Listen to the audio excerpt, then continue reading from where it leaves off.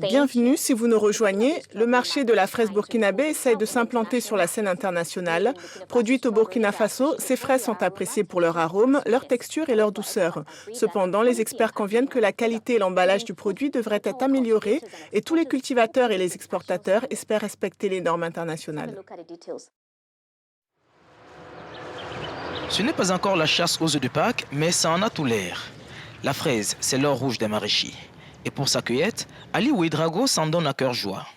Ici à Boulmiougou, les maraîchers font pousser la chamarose, une variété de fraises qui rapporte gros. Ali attend un bénéfice d'1 million de francs CFA, une belle moisson en perspective qui ne le satisfait pourtant pas. Récolter ça en 20 décembre pour faire Noël avec ça, et puis 31. Mais après le changement climatique, ça joue trop pour nous. C'est là maintenant. La fraise au Burkina, c'est 100 tonnes produites par an. Une prouesse dans ce pays où la température frôle constamment les 40 degrés à l'ombre. Une chaleur doublée d'un manque d'eau qui complique la production et rabote les gains des maraîchers. Les fraises de Boulmiougou sont écoulées essentiellement sur le marché local. Vendues à 5 000 francs CFA il y a quelques mois, le prix du kilo de fraises a été divisé par 3. Une baisse qui n'attire pas les clients.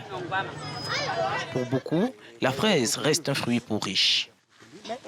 La fraise burkinabé ne manque pourtant pas d'atouts. Ferme, parfumée, très sucrée et produite bio, elle a tout pour plaire.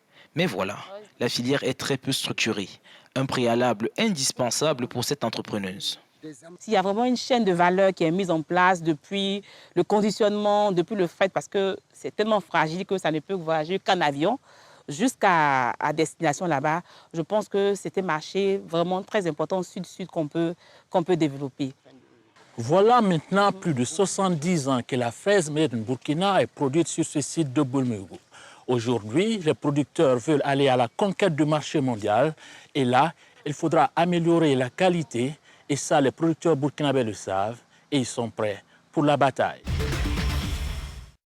La production de cacao en Côte d'Ivoire a connu une augmentation remarquable à la saison 2016-2017. Les statistiques du Conseil national de café et du cacao indiquent qu'une augmentation de près de 500 000 tonnes a été enregistrée en raison de l'amélioration des stratégies de culture. La Côte d'Ivoire est le premier producteur mondial de cacao. Le secteur représente 15% de son PIB, soit plus de 50% de ses recettes d'exportation. Les détails avec William Baya et Michael Dibi. Campagne 2016-2017, mi-figue, mi-raisin pour le cacao ivoirien. Le premier producteur mondial de fèves a amélioré sa récolte, mais également subi les contre-coups de la chute des cours mondiaux. Selon le Conseil Café Cacao de Côte d'Ivoire, le pays a augmenté son revenu brut. Il est passé de 1 565 milliards d'euros à un peu plus de 3 milliards du fait de l'augmentation des exportations. Le président du conseil d'administration du Conseil Café Cacao de Côte d'Ivoire s'est exprimé à l'occasion des journées du cacao et du chocolat qui marquent aussi le début de la campagne cacaoyère. Le 24 septembre 2017, le cumul des achats de cacao déclarés s'est établi à 2 15 000 tonnes contre 1 568 000 tonnes réalisées sur la même période en 2015-2016, soit une hausse de 28,5% comme je l'ai dit tout à l'heure.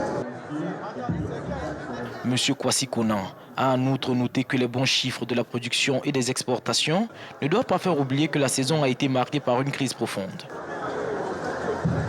Une crise caractérisée par la chute des cours mondiaux du cacao d'un tiers. Les agriculteurs ivoiriens à qui l'État avait garanti un prix minimum de 1 100 francs CFA ont finalement été payés à 700 francs à mi-campagne. Le Conseil Café Cacao a plaidé par ailleurs pour l'augmentation du niveau de transformation locale du cacao pour dégager davantage de valeur ajoutée et créer des emplois.